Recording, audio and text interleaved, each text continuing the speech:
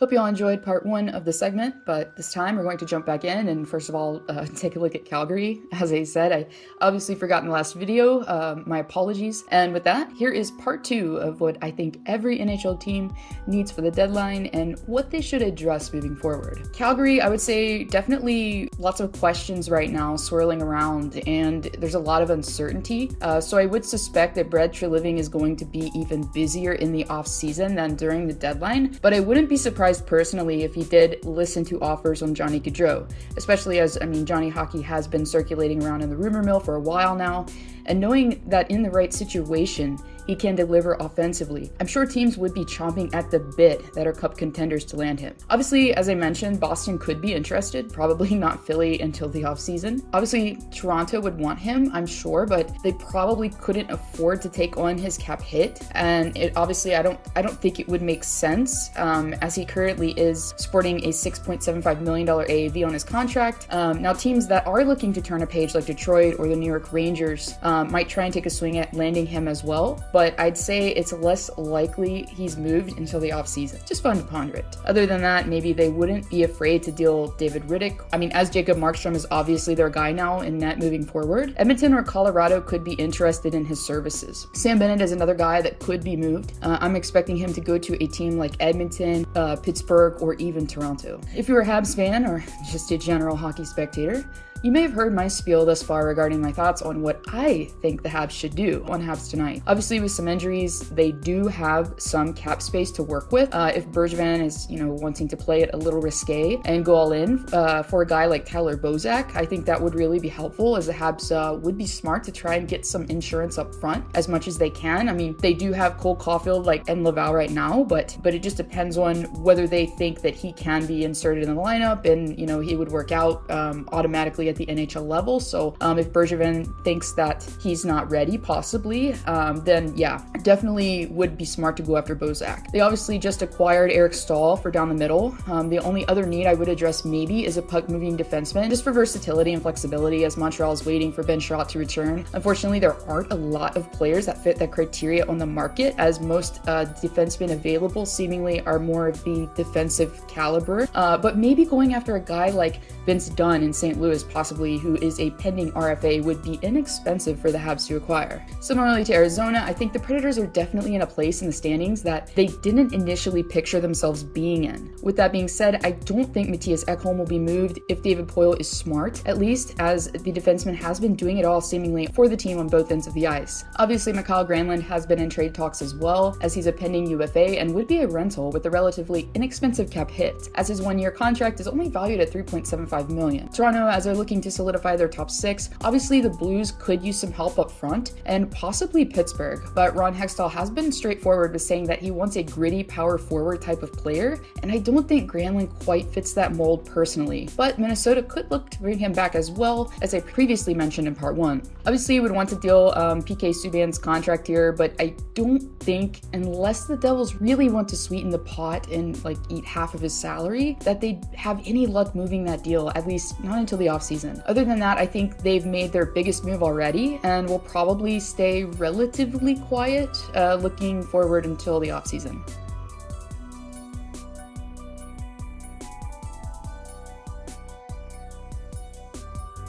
If you've watched my videos for a while, you'll honestly know that I really like Igor Shesterkin's playing style a lot, as it reminds me a lot of Marc-Andre Fleury, so I may be coming across a little biased here, but I do think Alex Georgiev could be dealt if the right deal presents itself, as the goaltender has been struggling as of late, as the tables have seemingly turned and Shesterkin has been working out for the Rangers. Therefore, knowing that he is on an inexpensive contract valued at $2.45 AAV that expires in 2022, if the Rangers did try and cut their losses with the netminder, they could try and send him out to a team like Edmonton, Colorado, maybe Buffalo even, considering he does have some term left. As most of us know, pretty much anything is possible in Sabres land these days. I think when you look at Ottawa, obviously they've had their woes this season, but I do think that their young core is slowly coming together and more structure in the lineup is gradually presenting itself. With that being said, the only guys I would naturally look to be dealt are Ryan Dzingel, who is a pending UFA, who could possibly go to a team like Colorado or Edmonton that could be looking to add some depth in the bottom 6, possibly. Other than that, I could see Chris Tierney moved maybe as well to a team like St. Louis that could be looking to change things up in the top 6 in order to get back on track, as they'll be attempting to snag a spot back in the Central. Wow, I mean, for Philly,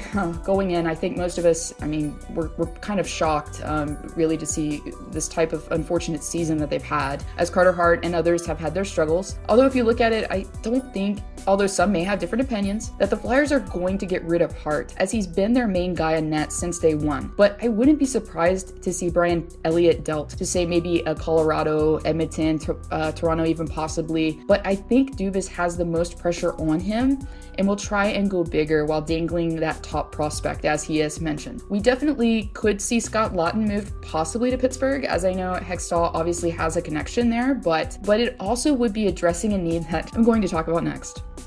As the Pittsburgh Penguins approach the deadline, I really think, being a fan myself, the outlook for this team is one of optimism, as Hextall is now in a position to try and get one more championship out of Pittsburgh's aging core. Now, I do know obviously we have injuries down the middle, but looking at the big picture, I mean, Hextall has been very vocal about wanting to solidify depth, especially in the bottom 6. If he can, he'd be looking for like a gritty power forward type of player if he can find a reasonable deal. As he said, and I quote, "We would like a big physical forward. We've said from the start, the right guy has to be out there though at the right price," end quote. So reiterating that, while there are guys that, you know, have more expensive price tags out there like Nick Foligno and Dustin Brown, who Hextall, I mean, also has a connection with in Brown, who would be perfect for us, I'm sure he would like to acquire a cheaper contract if he could. I think it's possible we could see Jason Zucker or Marcus Pettersson dealt as well. Looking at the Sharks right now, obviously it hasn't been a great season for them, but honestly, I think personally, they're really in a tight bind financially. So I think if they wanted to be buyers, even if they were in a playoff picture, it wouldn't be easy without giving up picks, which they probably need right now. Probably will see Devin Dubnyk getting dealt, as a short-term experiment for him hasn't exactly worked out in San Jose.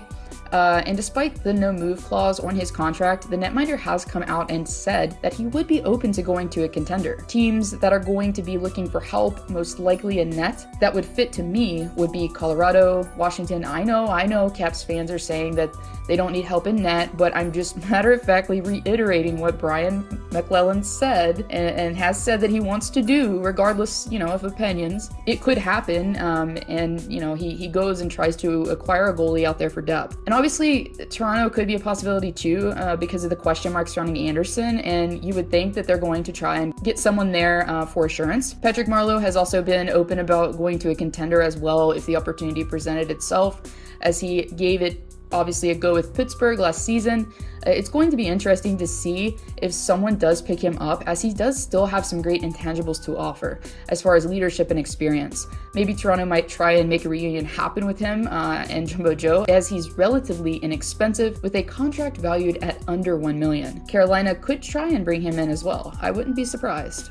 Definitely coming in personally, I had hopes that the Blues would finish within at least the top 3 in the West, but obviously that, you know, probably won't be happening at this point, I would say. They could try though and take that 4th spot, as I said before, from Arizona. With that being said, I'm looking for the Blues to make some big changes or to move some bigger pieces.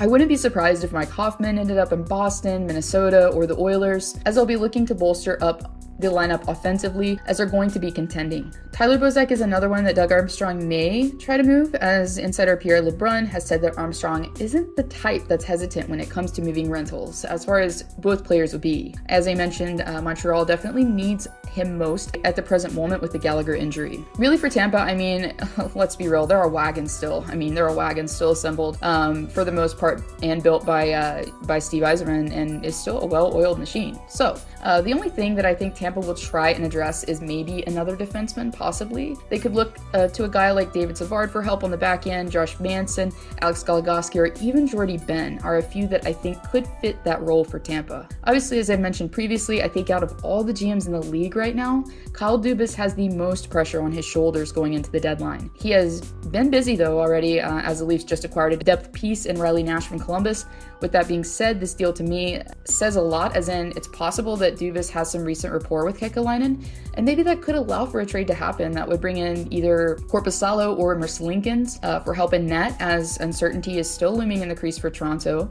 Obviously, there's other names out there such as Linus Ullmark or David Riddick on the market as well. Other than that, I don't see Nash being that guy that Dubas sees slotting in on the second line personally. With the pressure and the stakes being up for Toronto as they're in cup or bust mode right now, I wouldn't be surprised if he targets a guy like Mikael Granlund, Nick Foligno, Bobby Ryan, even Sam Bennett as possible, knowing that he is a natural postseason performer and plays that style that's really needed more so in the playoffs. I mean, if you follow me on Twitter, it's just a sad situation for Vancouver right now, not only because of their games being postponed, but also the way that things have gone in BC during the Jim Benning era. Knowing that they have no real space to work with right now and have key players to sign coming up, although I don't believe Benning will, because, I mean, it's Jim Benning, but trading away Brandon Sutter would make sense at this point in time to possibly Edmonton to, help generate some depth scoring. The forward has struggled this season, but is healthy, and making a trade with another Canadian team would obviously be preferable for Ken Holland considering. Another absolute wagon of a team here, the Knights are going to be trying to get as much help as they can up front. A guy like Bobby Ryan, who would be a rental, could be the answer. That would be relatively inexpensive for the team and would make sense. Other than that, I'd say they're pretty set really going into the postseason. Obviously, I did address the fact that McClellan will be looking for a goalie, most likely, as he said he wants another in the mix. As I also said, Devin Dubnyk will definitely be available.